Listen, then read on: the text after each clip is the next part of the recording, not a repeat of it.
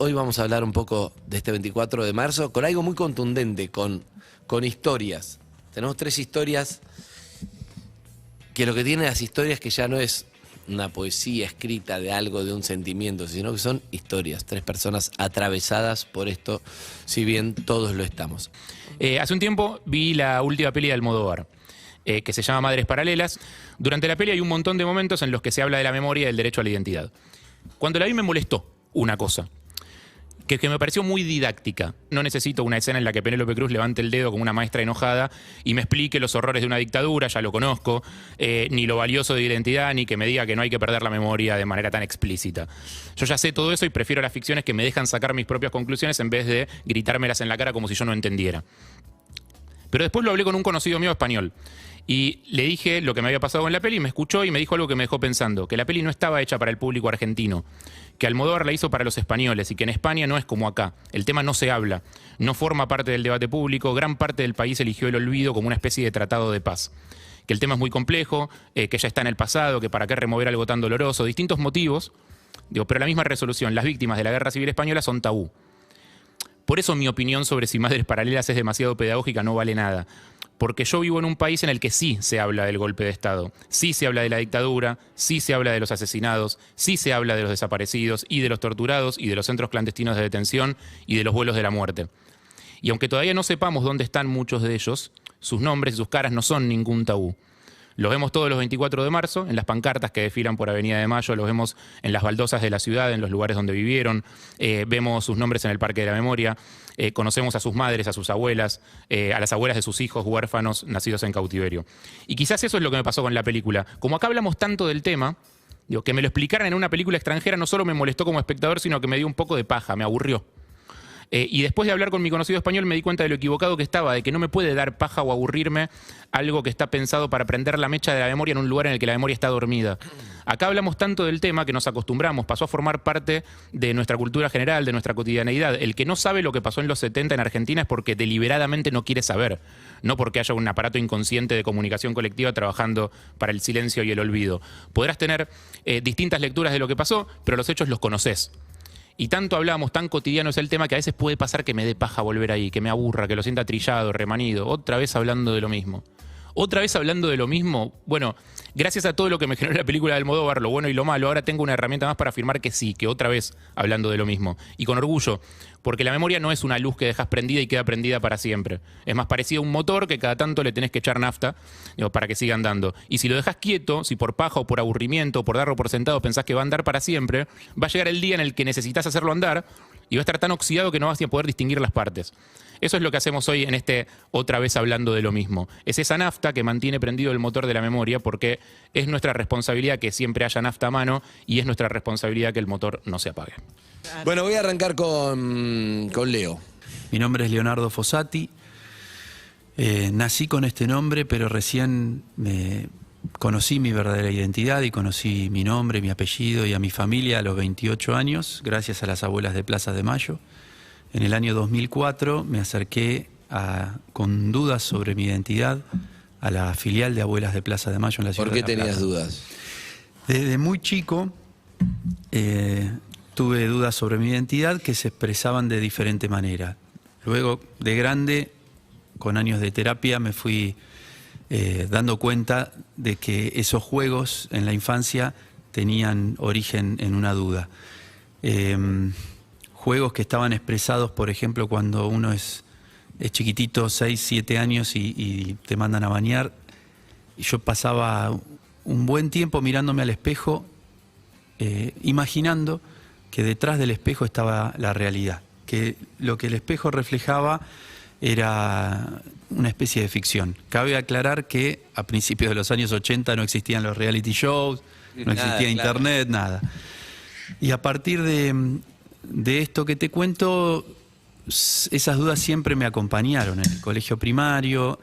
Por ejemplo, yo veía que mis papás de crianza, que hasta el momento eran mis papás biológicos, eran personas mayores que tenían la edad en líneas generales de los papás, de los abuelos de mis amigos. Eran gente mayor. Después no veía un parecido físico, ni con ellos, ni con una hermana de crianza que tengo, una hermana mayor. Después teníamos muchísimas fotos de recién nacidos y de las diferentes etapas de nuestras vidas. No había ni una sola foto de ninguno de los dos embarazos, pero paradójicamente había fotos de absolutamente todo lo demás. Entonces, cada una de estas situaciones que quizás de forma individual no decían mucho, en la medida que se iban acumulando en mi vida, iban generando una duda mayor.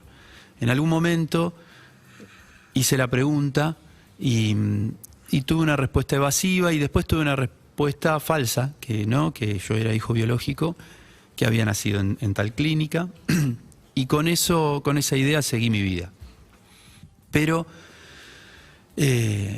las vueltas de la vida hicieron que yo fuese... Bueno, antes en el colegio secundario este tema volvió, el tema sobre la identidad. Y en ese momento era casi obvio que yo no era hijo biológico de esta familia, justamente porque no teníamos ningún parecido físico y por estas cuestiones que te digo. Y después por cuestiones de personalidad también. Ese es el sentimiento, que después uno lo empieza a poner en palabras o en pensamientos, porque en mi caso yo no lo ponía en palabras, no lo hablaba con nadie, en pensamientos con estas ¿Con tu cuestiones hermana de concretas. crianza no lo hablaste? No, tampoco. Después, de grande sí, y ella tenía las mismas dudas, ella tampoco era hija biológica de esta familia. ¿no? Y ¿Y era hija de desaparecidos? No. no, ella nació en el 72. Ah. Y bueno, ahí en el colegio secundario me volvieron estas dudas, pero formé una respuesta automática en mi cabeza, por no expresarlo, que tenía que ver con que era evidente que yo no era hijo biológico de esta familia, pero pensaba que si yo fui adoptado, entre comillas, porque no había sido adoptado, estaba anotado como hijo biológico, era porque mi familia biológica me había abandonado. Y si mi familia biológica me había abandonado, prefería quedarme con los que me habían elegido. Ese era un pensamiento igual es adolescente. tremendo, porque, claro, exacto. Sí. Porque no conocía las historias, eran principios de los 90 y yo... A vos te sirvió para tranquilizarte en ese momento. Exacto, ¿no? Obviamente. Ahora después, empezaba con tanta difusión de lo que pasaba en abuelas, todo yo, decidiste ir. Sí. ¿Y? Por un hecho muy puntual. Yo fui papá muy joven, a los 20 años, y ahí empecé a pensar como papá que estas dudas sobre mi identidad no eran solamente mis dudas, sino que empezaban a ser las dudas que yo le podía empezar a transmitir a mi hijo. Y ahí empecé a querer saber la verdad con más fuerza, así que encaré a mi familia de crianza ya con otra fuerza. Con vos? Eran muy afectuosos, muy afectuosos. Yo tuve una crianza muy amorosa, y eso lo tengo que decir. No eran miembros de las fuerzas, ni siquiera coincidían políticamente. O sea, ellos sabían. No sabían, me fueron a buscar a la casa de una partera del barrio, donde estaban buscando una nueva adopción, y esta partera lo sabía hace unos años. Y bueno, a partir de ahí, a los 21, sí empecé a investigar. Me dijeron que me fueron a buscar a la casa de esta partera. Fui a buscar a esta partera, lamentablemente había fallecido hacía poquitos años. Y como no fue una adopción, fue una apropiación con documentos falsificados, no tenía la posibilidad de seguir rastros. Claro. En ese momento estudiaba teatro acá en Buenos Aires, yo soy de La Plata, y brevemente lo cuento, en un ejercicio de improvisación, había que improvisar 5 minutos, con Roxana Randón, la mamá de Leo Baraglia, que es amigo tuyo. Y había que improvisar 5 minutos, y ahí elegí improvisar los últimos 5 minutos de mi vida. En ese juego actoral, ese personaje en los últimos minutos se empezó a arrepentir de las cosas que no había hecho en su vida. Y ahí salieron estas dudas sobre la identidad en ese juego actoral, y el personaje se arrepentía de no haber logrado conocer verdaderamente quién es. La cuestión es que yo me bajé de ahí, y una compañera de teatro me dijo: hijo de puta, ¿cómo se te ocurrió esto? Porque en ese momento no había tanta difusión. Claro. No había tanta difusión. Qué buen actor que sos, qué creativo. Sí, qué creativo. Y ahí fue la primera vez que le conté a alguien mi duda sobre mi identidad. Por eso lo cuento, porque no lo había expresado nunca. Y ella me dijo: escúchame, pero si vos fuiste, averiguaste con la partera, más allá de todo esto, vos naciste en el 77, en plena dictadura cívico-militar, en la ciudad de La Plata, Claro. una de las ciudades más castigadas. ¿Por qué no vas a Tenías Abuelas? todos los números. Exactamente. Mucha militancia estudiantil en La Plata. Había un... Sí. La noche de los lápices. Exacto. Bueno, ¿Y? mi mamá militaba en la UES después. Y ahí me acerqué a Abuelas, pero me acerqué por descarte, porque todas las vías que yo había averiguado ya las había agotado. Entonces fui a Abuelas sin ningún tipo de expectativa, porque las pocas historias que yo conocía de las abuelas y de nietos restituidos hasta ese momento eran historias muy emblemáticas donde esos niños habían sido criados por, en algunos casos, por los propios Apropiadores, claro. asesinos de sus padres. Claro, sí. Y por personal Vos no lo militar. veías. Y yo no lo veía de ese lado. Entonces me acordaba de las entrevistas en Tiempo Nuevo con los mellizos Reyardo Tolosa. Claro, fueron... Y yo me acuerdo que allá por el 83 salimos a festejar la democracia tocando bocina. Entonces, No la veía. No la veía Eso por era ese lo lado. tuyo. así que ahí me acerqué a Abuelas. Se inició, como siempre, lo que nosotros llamamos una presentación espontánea. Cuando va alguien con dudas sobre su identidad, se arma un expediente, se investiga a ver si hay denuncias previas, porque muchas veces hay vecinos o familiares que denuncian este caso y Abuelas lo toma y queda ahí latente a atar cabos. Finalmente, luego de esa investigación, me invitan a hacerme una pequeña extracción de sangre en el Banco Nacional de Datos Genéticos. Y bueno, y ahí 9 meses después, en aquel momento... 9 meses, ahora es mucho más rápido. Ahora es muchísimo más rápido, tuve el resultado. Esos 9 meses vos seguiste con tu vida, pero te olvidaste porque no tenías tanta expectativa. Los primeros meses tenía expectativa, Y después a te partir del relajaste. segundo o tercer mes dije, no es por acá, y seguí mi vida. Y a los 9 meses, ¿quién te llama? Se dio algo muy, muy extraño, no suele ser así. Me llama un juez. Me van a buscar a mi casa.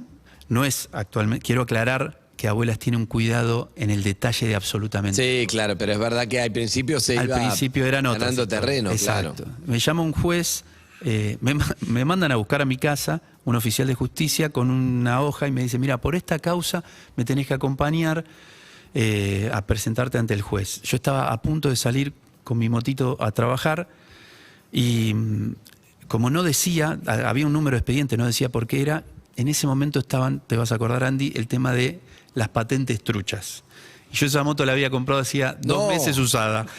Y dije, me embocaron. Muy Y bueno. dije, no, pero para, digo, y tenía una reunión importante de trabajo. Y después voy, Digo, no, pues. exactamente. Y me dice, no, vos me tenés que acompañar.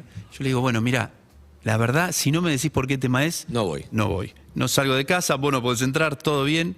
Me dice, no, tomá, llama a este teléfono al juzgado que te van a explicar. Yo no sé, a mí me mandan. Llamé al juzgado y me atendieron muy bien. Y me dice, no, quédate tranquilo que no es nada malo. Pero es algo muy delicado que no quiero transmitírtelo por teléfono. Bien. Pero vení, si querés, venís y estás 15 minutos. Nunca había entrado a un juzgado en mi vida, nunca había visto un juez en mi vida. Les creí. Dije, bueno, si me embocan esos 15 minutos, después quedo... La patente trucha. Sí. Y ni bien entré, me recibió un juez, juez Coraza, ya falleció, muy comprometido. Y me dijo, mira, quédate tranquilo. Vos te acercaste a Abuelas de Plaza de Mayo hace un tiempo. Y dije, viene por acá. Y dije, sí. Bueno, mira, tenemos que hablar. Y ahí lo primero que me contó es, vos sos hijo de Rubén Leonardo Fossati y de Inés Ortega, y no te abandonaron. Vos naciste en un centro clandestino de detención, donde estaban ellos secuestrados, a tu mamá la secuestraron estando embarazada de vos de 7 meses, y vos te llamás Leonardo Fossati. Y ahí me pasaron muchas cosas a la vez, pero hay 2 que te las cuento Sí, y a mí ves que también. tengo la piel de gallina. La primera es que había llegado el final de una búsqueda que para mí era prácticamente imposible conocer la verdad. Así que automáticamente fue un alivio. Dije, no voy a estar el resto de mi vida buscando. Ya está, Claro. encontré. Además nadie te abandonó, eso es. Y la otra es, bueno, ahora se abre un camino porque cuando me dijo eso es, ay, no me abandonaron, quiero conocer a toda mi familia. Tus papás están desaparecidos. Y empecé a caer en una historia que automáticamente se cerró una y se abría otra, Claro. aún más grande. Y cuando me dijo mi nombre, yo sé que vos lo sabés por Juan, mi primer hijo, como les contaba antes, que a los 20 años fui papá, con la mamá también Andrea muy joven, a los 19, nosotros no sabíamos si iba a ser varón o nena. Y en la elección de los nombres, nos gustaban 2 nombres de varón y 2 nombres de nena. Y como éramos muy chicos, dijimos, bueno, si es nena, elegimos mi nombre, y si es varón, el tuyo. Por supuesto, a los 2 nos gustaban los 2. Bueno, el nombre que yo había elegido para el varón era Leonardo. Hacía 8 años de este hecho que yo me había olvidado por completo porque... Vos me estás diciendo, te voy a hacer la gran Fantino, porque Sí, pará, porque, vos me estás diciendo que el nombre para tu hijo, vos habías elegido Leonardo, que era tu nombre, que era mi sin nombre. tener la más puta idea vos de cómo te llamabas ni nada, en el nombre que eligieron tus padres. Exactamente. Wow. Y eso yo me lo había olvidado por completo. En ese momento cuando me dijo el juez, tu nombre, a vos al momento de nacer te pusieron Leonardo porque tu papá se llamaba Rubén Leonardo y tu abuelo se llamaba Leonardo. Yo me acordé de Tommy, no pensé en mí, pensé en Tommy, que estuvo a punto de llamarse Leonardo sin yo saber todo esto. Claro.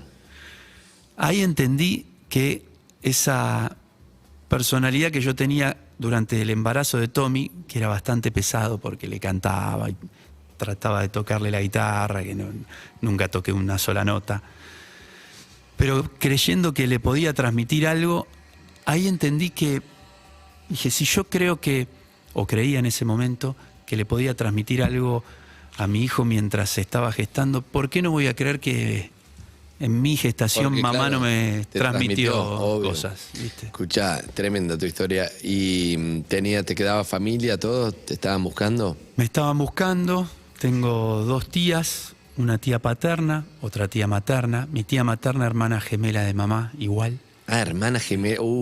Sí. Eso es una bendición, porque Sí. en un punto podés verla más, Sí. podés verla físicamente a tu mamá. Wow, nunca había escuchado. A mamá la buscaban con la foto de mi tía Susana, porque cuando empezó a vivir en la clandestinidad, desaparecieron todas las fotos y las poquitas fotos que yo tengo, muy poquitas, que son tesoros, son de mamá de 12 años. La foto de más grande que tengo de ella es de 12 años. Entonces, cuando había que buscarla a ella, no se la podía buscar con una Claro. foto de 12 años. Más allá que a mi mamá la secuestran con 17. Claro, Ella tampoco era militaba en la mucho más UES, grande. tampoco era claro. mucho más grande. Todas las historias son diferentes, pero todas las historias tienen estas particularidades. Porque una vez que se abre este camino, No, terrible. empezás a conocer mucho el dolor de lo que fue transitar aquellos momentos, la desaparición de un hijo, de un hermano, de una hermana. Yo me encontré con una familia muy golpeada, pero también con esa luz de poder encontrarnos a pesar de todo el horror. Miguel Tano Santucho. Bueno, yo nací en octubre del 75. Cuando tenía menos de un año secuestraron a mi mamá, Cristina, que estaba embarazada ella de 2 o 3 meses. Bueno, en ese momento estaba también con mi hermano mayor y un primo. Éramos 3 bebés en el departamento, que yo siempre digo, tuvimos suerte porque hay casos de muchos bebés que fueron encontrados, digamos, en los operativos que resultaron apropiados. Claro. Yo tuve suerte que nos dejaron en el departamento y que una vecina le dio aviso a mi abuela, Nélida, para que nos venga a buscar. ¿Vos te dejaron solo? Sí, ¿Te dejaron me los dejaron bebés solo. solos? ¿Se llevan a tu mamá? Se llevan a mi mamá, a mi tía, la mamá de mi primo y otra compañera, Alicia Gambra, que estaban en el departamento. Ella era militante del PRT. En ese momento, bueno, supuestamente el departamento era un lugar seguro que no tenía vinculación con la militancia, con el partido. Y ahí en Avisa, ¿no? Sí, de hecho mi abuela era la garante de ese departamento, alquilado legalmente, digamos. Pero bueno, el tema es que mi abuela nos viene a buscar, nos escucha desde la planta baja, nosotros estamos en un segundo piso, los llantos y la situación era bastante complicada, pero bueno. ¿Tu abuela ya sabía que se habían llevado a su hija? ¿Ahí? No, en ese momento no lo sabía o lo sospechaba, digamos. Pero o sea, ella fue al departamento como un día normal. No, ella fue al departamento porque una vecina le avisa que nosotros estábamos solos llorando. Ah, ahí va. Entonces ella se dio cuenta que podría haber pasado algo, fue con mucho miedo, acompañada por mi tío, ¿no? El otro hijo de ella y de hecho... Estaban los bebés solos ahí. Estábamos nosotros 3 solos, ella nos lleva, empieza a averiguar claramente y bueno, con un tiempito, o sea, tuve un tiempo con ella hasta que mi papá está vivo, digamos, logró zafar del operativo y con nos volvimos a encontrar con él, pero en el exterior. O sea, armamos toda una... Armaron toda una situación para sacarlos. Para sacarnos ilegalmente. Salimos por Brasil hasta Cuba, donde nos encontramos con él, y de ahí viajamos a Europa. A mí me dicen etano porque la mayor parte de mi infancia y adolescencia estuve en Italia. Y bueno, yo realmente me crié en una familia, la familia Santucho, que es una familia que fue muy golpeada por la dictadura, por también, ¿no?, el protagonismo que tuvieron durante los años de los 70, ¿no? Y entonces yo sabía perfectamente que era hijo desaparecido, o sea, no me acuerdo cuando me lo dijeron, entonces venía conmigo. ¿Cuándo volviste al país? Por primera vez en el 85, a los 10 años, y fue cuando me enteré que mi abuela estaba en la abuela de Plaza de Mayo. También lo sabía, pero no sabía qué quería decir eso, hasta que fui a la sede de abuelas y vi la foto de mi mamá y al lado una foto en blanco, digamos, que decía niño, niña nacida en cautiverio en febrero del 77, y ahí me cayó. ¿Tu hermano? Me cayó la ficha, que era mi hermano o mi hermana. Fue mucha información, te digo la verdad, a los 10 años. Claro. No sabía muy bien qué hacer con eso, pero me quedó mucho tiempo adentro, y creo que fue uno de los motivos, ligado también con la historia familiar, que me hicieron volver al país, ¿no? Yo no tenía conciencia de eso. Yo creo que mi hermano, que es un poco más grande y que sigue todavía en Italia, no quiso volver justamente porque él había vivido más esos miedos y esas cosas. Pero bueno, mi hermano tenía recuerdo de la madre, yo nunca tuve el recuerdo de mi mamá, por lo menos consciente, ¿no? Y bueno, te digo, cuando tenía 10 años me impactó todo eso, me quedó, y fue lo que de alguna manera me hizo sentir, digamos, que había una parte de la vida que corría paralela a mí, a la que estaba viviendo en Italia, pero que me pertenecía, pero al mismo tiempo que trataba, o sea, que no era cotidiana, ¿no? Nosotros sabemos que la mantuvieron en vida a mi mamá hasta la fecha de parto, y que después la mataron, ¿no?, presumiblemente. Pero nunca pudimos conseguir un testimonio que dé fe de su nacimiento, o sea que realmente ni siquiera sé la fecha que nació, si es el mes, ¿no?, el supuesto, entre enero y ¿Qué edad tendría ahora? Y ahora tendría 45 años, del 77. Y bueno, cuando yo decido regresar con 17 años, después de digamos, en la adolescencia, de esa que te mueve todo y te hace tomar decisiones importantes, vine a la Argentina y empecé enseguida a tratar de buscar mi historia, la historia de mi mamá. Estuve leyendo todos los testimonios de la gente que la había visto en los centros clandestinos, estuve yendo a visitar los lugares donde sabía que había estado. Una historia muy oscura, por supuesto, una historia de mucho dolor, que también pude transitar gracias al acompañamiento, ¿no?, de los compañeros. En ese momento yo me vinculé a la agrupación Hijos, y una de las cosas que más lográbamos hacer, digamos, era acompañarnos entre nosotros, todos, claro, en esta ¿Qué edad tenía tu vieja? Y mi vieja tenía 27 años en el momento del secuestro. ¿En qué centros estuvo ella? Ella estuvo en Orleti, el primer centro clandestino donde estuvo. Después fue a Puente 12, es un centro clandestino que está en camino de Cintura, ¿no?, ya en provincia. Y la última vez que fue encontrada, o sea, que fue vista, fue en Pozo de Banfield, donde presumiblemente dio a luz, porque bueno, ahí también funcionaba una maternidad clandestina, claro, y fue trasladada justamente a finales de diciembre, o sea, el momento cuando ya se acercaba el parto, ¿no? O sea que probablemente el motivo fue ese.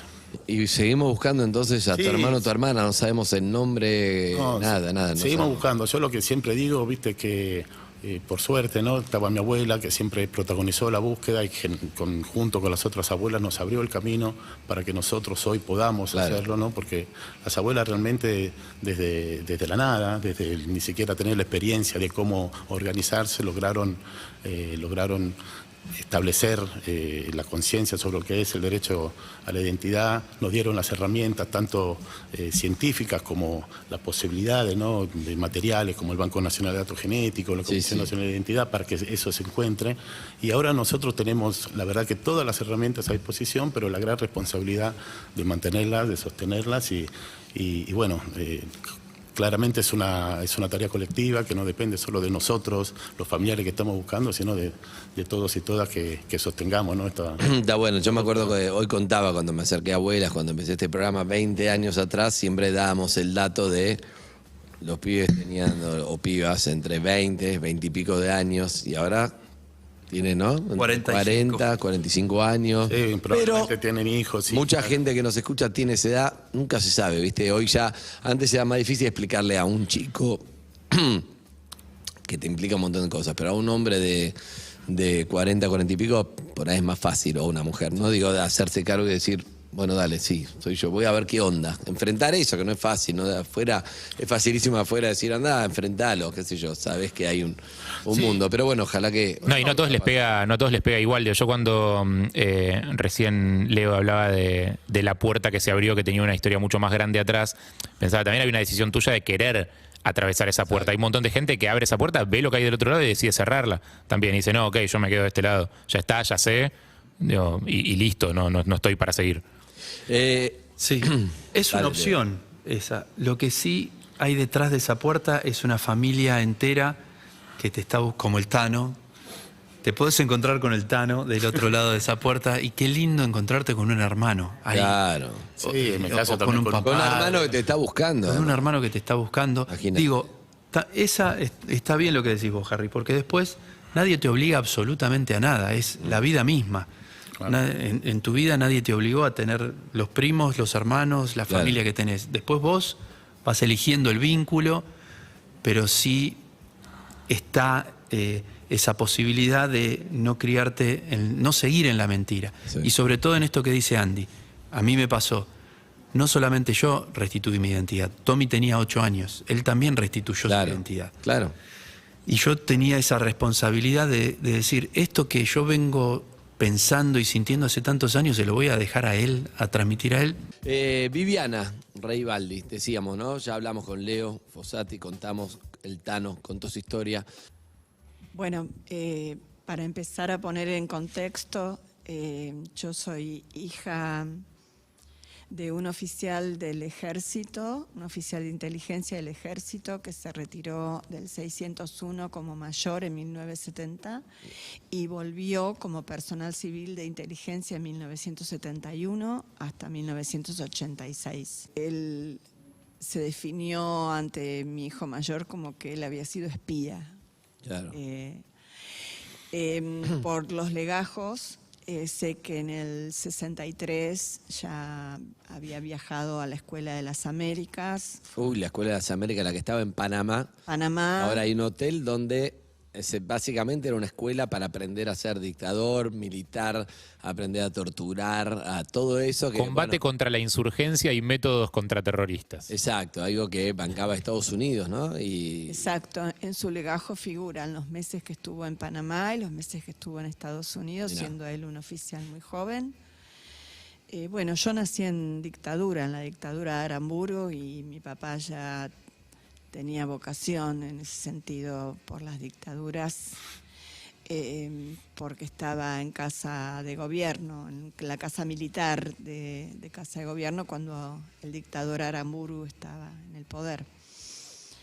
Sé muchas cosas de mi papá por sus legajos, por los legajos que encontré últimamente, y también a través del Ministerio de Defensa últimamente pude tener vista de el legajo como personal civil de inteligencia, que están microfilmados, hay miles en el 9º piso del Ministerio de Defensa. Estamos bregando desde el colectivo Historias Desobedientes para que se digitalicen todos esos legajos.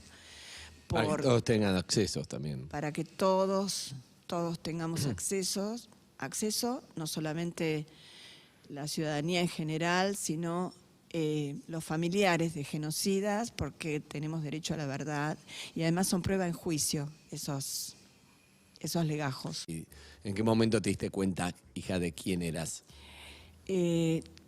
Los familiares, especialmente los hijos, las hijas, vivimos en un mundo muy, muy cerrado, ¿no? Vamos a colegio de monjas, donde hay también hijas de otros militares, vamos al círculo militar, igual que los familiares de policía, de otras ramas. Como que de no las tienen Fuerzas contacto Armadas. con No otros. salimos de esa burbuja. Claro. Vivimos en barrios militares, entonces fue bastante difícil el proceso de ruptura con esa ideología, con esa forma de pensar. Yo diría que una primera escena que puedo contar que me llevó, digamos, a buscar romper con la ideología de mi familia, data de mi infancia, en donde por algún motivo, desconozco cuál, porque era chiquita, saliendo del colegio, yo dije Perón. Y mi mamá se dio vuelta y delante de mis compañeritas y otras madres me dio un sopapo en la boca que casi me baja los dientes y me gritó y me dijo, esa palabra no se pronuncia. Bueno, creo que a partir de ahí empecé como a sentirme incómoda, digamos, o fuera de lugar con estas cosas que se daban en mi familia. Ya en el año 74 fue un año muy importante para mí porque entré a la Universidad de Buenos Aires, tenía 18 años, a psicología y... Perdón, te interrumpo un segundo. ¿Cómo cayó en tu familia esa decisión? Porque no fue cualquier facultad. No, cayó muy mal. Psicología se estudiaba en filosofía y letras en ese momento. En ese momento yo con mucho cursaba en activismo, Junín, claro, en filosofía y letras en la calle Junín, Sí. en el 74, y algunas otras materias en Independencia. Y sí, todos mis compañeros eran súper militantes, a mí se me abrió el mundo, un mundo del que me enamoré absolutamente. ¿Sentiste que pertenecías? Yo pertenecía a ese mundo, encontré mi lugar, porque hasta ese momento yo era una joven muy, muy tímida, muy introvertida, muy triste, muy solitaria. Lo sabido no pensado, ¿no? Lo que sabemos adentro que nos lleva a una tristeza y a una posición, pero que no lo podemos pensar porque no lo tenemos consciente. En esos años ya empezaba a sentir que todo era muy raro, que todo era muy rara, no sabía de qué iba el trabajo de mi papá. Entonces, en ese momento, en esos años en que él me atacaba mucho porque me decía que me estaban lavando el cerebro en psicología, que yo no estaba pensando por mí misma, que me estaban lavando la cabeza, etcétera, etcétera. Mi mamá lo mismo, estaba siguiendo una carrera que era para locos. Entonces yo un día lo encaré a mi viejo y le dije, mira, yo necesito que me cuentes de qué va tu trabajo porque ya a esta altura no entiendo. No entiendo, a mí no me cierra, no sé qué haces, no entiendo de qué va esto, era el año 74. Y fue la primera vez que me contestó con ese tono imperativo, violento, autoritario, con el que muchas veces yo escuchaba que le hablaba a mi hermano menor. Me dijo, yo no pregunto cómo haces tu trabajo, vos no preguntes cómo hago el mío. En un tono muy imperativo, que no era lo usual. Él me hablaba en otro tono totalmente diferente. O sea, un mandato de esto no se habla, clarísimo. Le bajó, ¿no? Me bajó línea hilico, de esto no se habla, silencio.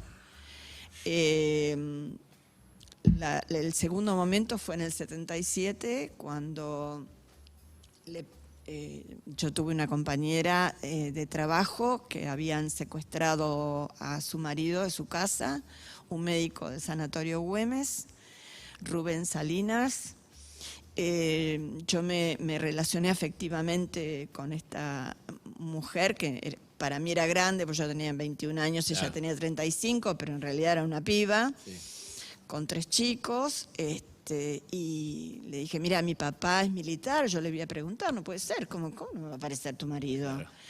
Además, yo me acerqué mucho a ella, sentía una pena muy grande porque... Una empatía terrible, me daba bronca el viacrucis que le estaban haciendo vivir porque tenía que ir a una entrevista acá, con un obispo acá, con el otro cura allá, con el ministro de no sé qué allá, con el coronel de no sé cuánto, y en ningún lado le daban una respuesta. No, y a mí eso mi papá es militar. Mira, mi papá es militar, yo le voy a preguntar, pues esto no puede ser, ¿cómo no te van a dar una respuesta? ¿De qué está pasando? Yo totalmente ¿Eh? Lo más lógico del mundo, perdón. Claro, Perdón, yo ¿y qué- totalmente en la luna, o sea, Sí, sí, vivía en sí. una nube. ¿Y qué pasaba cuando le decías a alguien en el 77, mi papá es militar? Mi papá militar, tranquila. O sea, claro, ¿cómo reaccionaba la gente cuando sabía que tu papá era militar en el 77? Yo hasta el 77 lo decía con total ingenuidad, mi papá es militar y sin ninguna vergüenza. Todavía no me había alcanzado la vergüenza que me invadió después y ya no pude decir nunca más mi papá es militar. Pero hasta ese momento la vergüenza no me había alcanzado y yo lo podía decir. Y la gente, bueno, en el 74 mis compañeros reaccionaron no atendiéndome nunca más el teléfono, rajaron. Claro. Los de la facultad. Sí, los de la facultad. Y esta compañera de trabajo, la esposa de Rubén Salinas, Isabel, a quien quise y sigo queriendo mucho, me dijo, ay, pero ¿cómo te animás a contarme que tu papá es militar? Vos no sabés en qué estoy yo. Uf. Y yo le dije, yo sé quién sos vos. Claro. Y además, esto hay que hablarlo, hay que ponerlo sobre la mesa. No pueden estar pasando estas cosas en nuestro país. ¿Cómo va a desaparecer tu marido? ¿Cómo no vas a encontrar dónde está tu marido? No me entraba a mí en la cabeza. ¿Encaraste a tu papá? Sí, lo encaré, por supuesto. Yo no convivía ya con él porque mis padres se separaron cuando yo cumplí 14 años. Lo encaré también muy ingenuamente. Le dije, papá, le digo, no sé, movete, averiguá, preguntá. Claro. Oficiales de más ¿Qué alto cargo rango. tenía? Mi padre se retiró como mayor. Pero en ese momento que le pregunté era personal civil de Claro. inteligencia, estaba en el 601 como, sea que- como analista, ¿no? Analizaba sí, pero- la información que llegaba de los centros clandestinos de detención. Podrías saber Información tranquilamente. explicitada bajo tortura, ¿no? Claro. Entonces me dijo, bueno, yo voy a averiguar, te voy a traer la Tranquila. información, tranquila. Bueno, pasan un par de semanas y lo vuelvo a ver, y ahí fue otro momento clave y un momento de nuestro primer enfrentamiento fuerte, porque me dijo que estaba muerto, que le dijera a mi compañera que no lo buscara más porque estaba muerto, y yo recuerdo que me enojé, pero muchísimo. La sometida, tímida, calladita, desapareció. Y me saltó la subversiva, digamos, ¿no? Que después seguí siendo. Él me empezó a hablar de la guerra sucia, fue la primera vez que escuché hablar de la guerra sucia de boca de mi padre, cosa que ahí empezó la vergüenza a teñirme. Si tuviera que graficar el sentimiento, era como que yo empezaba a cambiar de color completa, adentro, afuera, el aura, no sé, todo cambiaba de color vergüenza. Cuando escuché lo de la guerra sucia, en todas las guerras mueren inocentes, a lo mejor Rubén fue un inocente que murió en esta guerra. Yo dije, no, acá no hay ninguna guerra. Rubén se lo llevaron cuando estaba durmiendo, le tiraron la puerta de la casa a patadas abajo, se llevaron su autito viejo, se lo robaron, él era médico. Nada, él y su hermano eran militantes y bueno, además robaron todo lo que pudieron en una contaste casa a tu humilde. amiga? A mi compañera no sabía qué decirle, Claro. porque yo cómo le iba a decir a mi compañera Que tu papá te dijo esto, que estaba muerto, que no lo busque más. ¿Cómo le iba a decir eso a ella, que estaba en carne viva? Yo sentía en mi cuerpo su dolor. Era verdad, ¿no? Estaba muerto. Estaba muerto, sí. Murieron los dos, su hermano y él. A su hermano lo Pero tu secuestraron papá te el lo 5 contó de enero. como... Después te dijo, sí, inocente, no sé qué, pero te contó o sea, averiguó y te contó. Me No es contó que te la dijo, "Está verdad. muerto", sin Me averiguar. contó la verdad. Mirá. Sí, me contó la verdad. Vos lo habrás sentido porque ahí es donde vos sentís que cambiaste, que no Sí, pudiste. sí. A partir de ese momento la vergüenza me alcanzó y ya... ¿Y cómo ya siguió tu todo relación cambió. con él? Paradojalmente era la única persona con la que podía pelear por este tema, o discutir o enfrentar, porque con nadie más podía hablar de este tema. Primero porque me daba vergüenza decir quién era mi padre, que estaba en el 601, me empecé a enterar de más desaparecidos, que la mano venía así, sistemática, empecé a abrir los ojos. Yo tenía un síntoma en aquel entonces que no resiste a interpretación alguna. Yo sentía un peso en los párpados, como que mis párpados siempre tendían a cerrarse. Y yo tenía que vivir haciendo un esfuerzo por tener los ojos abiertos. Yo quería ver. Bueno, así fue. La relación con mi padre a partir de ese momento fue muy controvertida, con muchos enfrentamientos, con muchas peleas, con cierta distancia. Pero para ser muy honesta, yo lo quería a mi papá a pesar de todo, era lo que había. Y me costaba mucho ubicar a mi papá como un criminal responsable de estos crímenes de lesa humanidad. Me costaba muchísimo ubicarlo en el lugar en el que él estaba, en el que él decidió estar. En el que él decidió y eligió estar, porque podría haber decidido otra cosa. Sin embargo, lo decidió y lo decidió hasta el final de su vida, porque hasta el final de su vida yo seguí confrontándolo y exigiéndole que hablara. Y a tal punto que yo le decía, papá, yo no te voy a dejar solo, vamos a una fiscalía, yo te voy a acompañar, voy a estar a tu lado. Quiero que cuentes la verdad, todo lo que sepas, vos sabés mucho del lugar que ocupaste, vos sabés mucho. No, si no hay pruebas de nada, todo se quemó, todo se quemó. Le digo, ¿qué me vas a decir que todo se quemó si los milicos respiran hondo y lo anotan y le ponen un sello? Le digo, no me vas a decir que todo se quemó, tienen todo registrado. Le digo, papá, le digo, yo vengo de viví en esta familia, le digo, soy tu hija. No me podés contar que está todo quemado, porque yo sé que no está todo quemado. Yo iba mucho cuando era chiquita al 601 Vía Monte Callao, cuando mi papá estaba de guardia, cuando era un oficial joven. Yo sé cómo trabajan los milicos. Pero nunca te dio el brazo a torcer, no te... Hasta que se murió me dijo, no vas a bajar los brazos vos ni ahora que me ves muriendo, porque yo le decía, dame el nombre de una familia que se haya apropiado de una identidad, que se haya robado un chico, dame, aunque sea eso, el nombre de una familia. Yo no conozco a nadie que se haya robado. Y un día me dice, pero ¿sabes qué pasa? Esto de los bebés fue la parte más piadosa de la dictadura. Y ahí lo mandé, no puedo repetir acá lo que dije.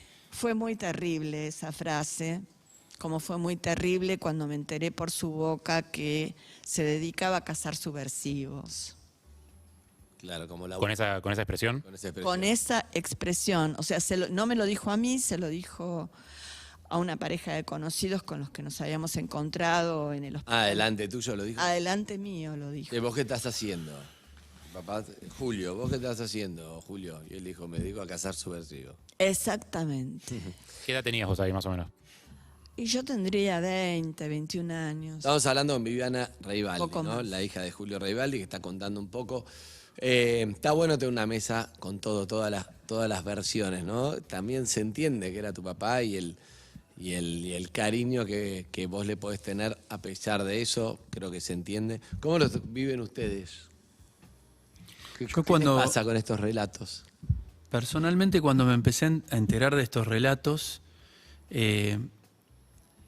siempre los creí, y te lo dije hoy cuando nos conocimos un ratito antes de entrar a este estudio, que los creo muy valientes, porque estos relatos tienen todo que perder, en el sentido de que imagino yo una crianza desde el hermetismo, desde una mirada donde permanentemente te están juzgando por decir o hacer algo diferente, pero sobre todo porque empecé a conocer varias de estas historias donde tu propia familia seguramente te ha apuntado, te ha amenazado, donde perdés vínculos de mucho afecto, porque son los afectos que vos conociste desde el momento que naciste y te fuiste criando. En algunos casos hasta he sabido de padres, estos padres militares, que han amenazado a sus hijas con sus propios nietos. Así es. Entonces hay que ser muy valiente para salir a expresar esto. Y desde el lugar que me toca, de nieto restituido, siendo parte de Abuelas de Plaza de Mayo, creo que el mensaje es muy importante, este mensaje que dan ustedes, porque muchas veces todos los temas, lamentablemente, entran en la grieta. No hay que esquivar, también es un tema, por supuesto, que hay un origen de militancia, un origen político partidario, un origen desde los ideales. Pero acá estamos hablando de crímenes de lesa humanidad, de robo de bebés, de torturas, de secuestros, y tenemos que estar, por lo menos, sé que va a sonar muy ingenuo, pero tendremos que pretender estar todos del mismo lugar. Y que la voz de ustedes empiece a ser cada vez más escuchada. Es muy importante porque muchas veces nos han puesto en veredas opuestas, ¿no? Porque bueno, pero no solamente hablen con familiares de desaparecidos, hablen con familiares de militares, de policías. Bueno, acá están, esta es la voz. Con respecto a lo que estás diciendo, Leonardo, nosotros queremos dirigirnos justamente a los familiares, no solamente de los genocidas que ya están muriendo en sus casas cómodamente, otros impunes, dando vueltas por el mundo, lo más cómodos, sino también a los perpetradores de hoy, para que tomen conciencia, para que pongan esto en cuestión, para que hablen en sus grupos familiares, de amigos, porque lo que yo le dije a mi padre antes de morir es que él me dejaba a mí una herencia de dolor con la que iba a tener que cargar hasta el fin de mis días si él no hablaba. Y él no habló, y ninguno habló, y ninguno habla, salvo unos pocos contados con los dedos de una mano que por ahí dijeron algo, se arrepintieron. Entonces, el daño es a toda la sociedad la que causaron. Y ojo con los perpetradores de hoy en día, porque nunca más no lo tenemos asegurado en nuestra sociedad. Por eso nos queremos... Por eso estamos haciendo esta charla y eso hablamos a la mañana. Bueno, yo lo que quería decir sobre esto también es, yo también entiendo, respeto estas historias, las considero muy válidas, muy valientes también, pero siento también justamente relacionándome con lo que estaba diciendo, ¿no? Que ninguno de ese lado de los genocidas dio información, pudo, digamos, darnos elementos para poder encontrar a los nietos que faltan y saber dónde están nuestros viejos. Yo espero también de ustedes, de Historia de Desobedientes, algo más, ¿no? Algo de poder romper ese cerco, como vos decías antes, ¿no? Esa pregunta, por lo menos dame el nombre de una familia apropiadora, decime algo que pueda servir, bueno, de alguna manera yo espero también que puedan aportar algo de eso, ¿no? Poder romper ese cerco, poder romper esa pacto de silencio, porque, bueno, de alguna manera ustedes siguen siendo parte, digamos, de ese lado que la vivieron de otro momento y tienen esa llegada, posible llegada que claramente nos... Lo que pasa es que lo que dice Viviana es que intentó, de alguna forma... Claro, esa es su historia. Y estos tipos, es parte del entrenamiento, ese pacto de silencio es un entrenamiento, es algo... El pacto de silencio no es de los familiares, el pacto de silencio es de los genocidas. Los pocos que formamos parte de Historias Desobedientes hemos hecho un doloroso proceso de ruptura con la vergüenza y con los mandatos intrafamiliares de silencio. Claro. Vos traicionaste para ellos, para tus padres, no sé. Todos los integrantes de Historias que han podido aportar algo a la justicia se han acercado a fiscalías, han dado sus declaraciones. Un solo compañero pudo declarar en juicio porque su padre no estaba imputado. Pablo Berna pudo declarar en juicio porque su padre no está imputado. El Código Procesal Penal nos impide Viviana, testimoniar. te quiero preguntar esto. En general, vos sos parte de esto de historias de desobedientes, pero en general los familiares de genocidas, la mayoría, están como, no dicen nada sabiendo, están orgullosos, piensan ideológicamente, o sienten vergüenza, pero no lo van a decir nunca. En general, ¿cómo son los que conoces?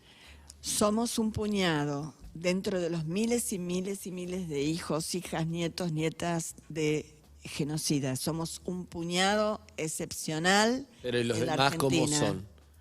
Los demás de historias desobedientes. No, los demás que no son de historias. Los demás que no son de historias desobedientes reivindican absolutamente a sus familiares. Claro. Entonces, nuestra palabra es hacia ellos, a que vayan tomando conciencia, que rompan con lo que nosotros sentimos que ha sido una obligación ética de vida, romper. A mí me gustaría, sobre todo, dejar el mensaje de las abuelas, que es el mensaje desde el ejemplo, ¿no?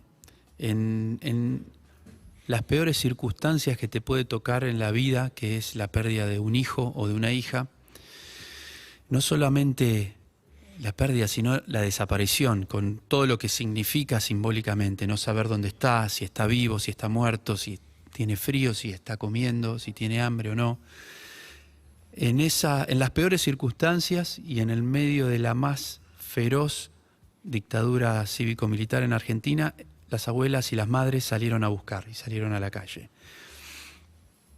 Ese es el ejemplo que tenemos que tener todos y todas en este momento como para poder sortear un montón de obstáculos para llegar a buen puerto. Entiendo yo que estamos viviendo tiempos muy difíciles y en esto particularmente que estamos hablando, yo creo, Viviana, que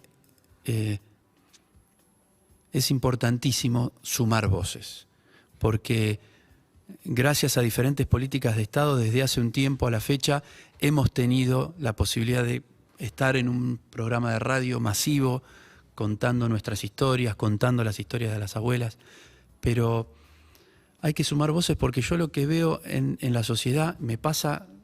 Coordino un espacio para la memoria en la ciudad de La Plata, donde fue un centro clandestino de detención, donde nací yo, lo coordina abuelas. Y todos los días recibimos a chicos del colegio secundario. Y esto que nosotros creemos que es algo que ya está recontra sabido, yo les puedo garantizar que no está recontra sabido. Está recontra sabido quizás en nuestra generación y hasta ahí, porque vos lo estás contando, a vos te pasó, con el Tano lo vemos permanentemente, él está en la Casa por la Identidad de las Abuelas, acá en la Exesma. Entonces, más que decirle a Viviana o al Tano, nos decimos entre todos lo que falta. Faltan más de 300 nietos y nietas, falta muchísima justicia por llevar adelante todavía y sobre todo falta muchísima conciencia para sostener esto. Tal cual. Yo voy en la misma línea, ¿no? Yo creo que estamos frente a una batalla cultural, ¿no? Lamentablemente pensamos que la conciencia era generalizada y las expresiones de odio, las expresiones de negacionismo, ¿no? que vivimos en la sociedad nos llevan a pensar que realmente es un compromiso permanente, ¿no? El de estar contando la verdad y tratando de transmitir, ¿no? Estos valores que a nosotros nos llegaron a través de nuestras abuelas, pero que a toda la sociedad también, ¿no? Fueron construyendo. Y por eso a Viviana, como a todos los compañeros de Historia Desobediente, le digo lo mismo, ¿no? O sea, es lo importante de poder asumir día a día y tratar de dar esta batalla cultural para que nunca más realmente vivamos lo que vivimos. Pensamos que no podíamos dejar de conformarnos como colectivo en un país en donde teníamos tantos ejemplos de lucha, de grupos conformados que nos decían, nos mostraban el camino, digamos, de cómo tenía que ser la cosa, ¿no? Los grupos de familiares de desaparecidos, los sobrevivientes que han dado testimonio en juicio, que nos abrieron a muchos de historias los ojos para conocer nuestras propias identidades y nuestras propias historias, saber quiénes éramos. Los juicios nos enriquecieron mucho en cuanto a saber quiénes éramos. El ejemplo de las madres y el ejemplo de las abuelas fueron nodal para que pudiéramos decidir conformarnos como colectivo. Venimos de un país, nacimos en un país en que somos ejemplo para el mundo, digamos, en cuanto a derechos humanos, ¿no? Así que en base a esos ejemplos y a esos recorridos de 46 años, es que decidimos conformarnos como colectivos y ahí seguimos rompiendo vergüenzas y silencios.